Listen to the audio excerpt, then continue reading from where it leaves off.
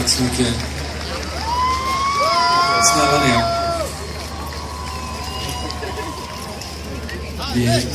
Vi är typ 25 000 här, tror jag.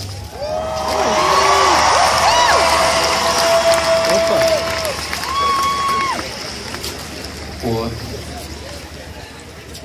det innebär att ungefär 1600 av oss kommer att rösta hos Sverigedemokraterna i valet. Rent statistiskt. Och det är jävligt obehaglig tanke. Vi har alla ett ansvar. Nu när vi går till val så är det vårt ansvar att ta bort dem.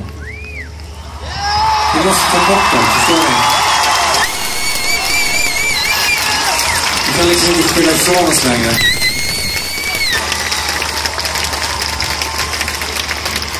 Vi måste sparka ut de nationalistiska elementen. De ska bort.